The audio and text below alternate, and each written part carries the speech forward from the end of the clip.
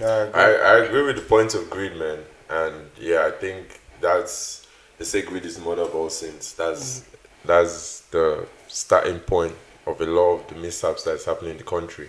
But I don't think it's just based on the leaders alone. I think the entire population has a greed problem because people complain, oh, the leaders are bad, but I also believe there's such a thing as bad followers, and bad followers create bad leaders. So if you're experiencing continuous bad leaders, it's probably you're a bad follower. You don't know how to pick a good leader. So we need to start assessing ourselves and start like taking accountability of how the situation in Nigeria is going, not just expecting some miraculous leader to pop out of nowhere. Like it has to be a grassroots effort. Like everybody has to take accountability and understand how to curb that greed that you talk about, because it is greed. Everybody's trying to aspire to more than they need, and it's not working. Yeah. You know what? I do think, right, one of the big problems in Nigeria and the reason why we face all these problems is the lack of knowledge. I don't think a lot of people understand how Nigeria really works. So, like you go to the market, for example, ask an average market seller what the work of a senator is supposed to be. She won't be able to tell you. But she just knows it's a position of power and that's it, right? So so with this gap in knowledge, it's very easy for the system to just be broken and people know, like you will not be able to demand for things that as a citizen, this is your right, you should be demanding for it. And so I think that gap in knowledge is one of the biggest problems in Nigeria. And also I think the kind of the way we look at problems in Nigeria, we're looking at personally, I think we're looking at it from the very wrong way. First of all, like I think in order for us to solve or to at least get close to know where Nigeria's problem is coming from, I think we need to go back to how the country even got independence, right?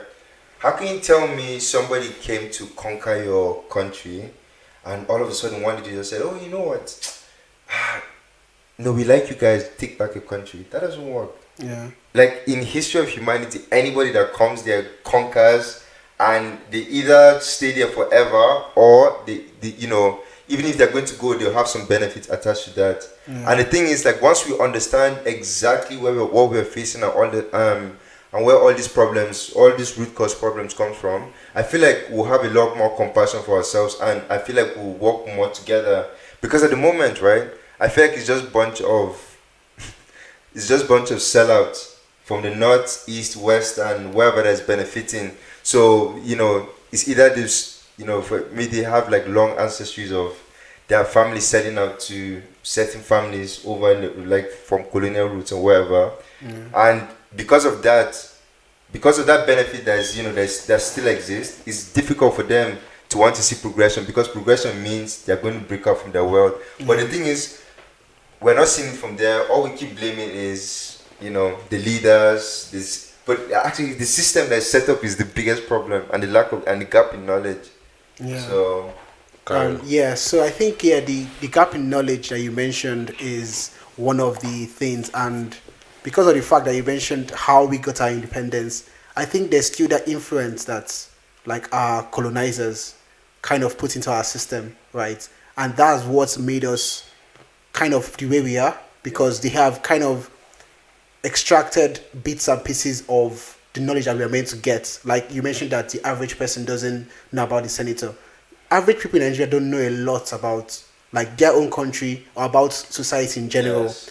And another thing I wanted to piggyback off what you said as well is the aspect of that knowledge transferring to awareness and interest. The average person just wants to satisfy their daily needs. That self-awareness is not long-term. A politician now coming to a person in Abuja or a person in Lagos or wherever it may be is coming to say, oh, I'm going to provide you with access to electricity, for example, or access to food. That person, that's just what they need to survive maybe for the next few months. But let's think about the long term. They're forgetting that person is going to be there for 4 years at least.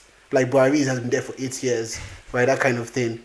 So that influences the way the country is going, and obviously people need to be very, very, very strategic in their decision making.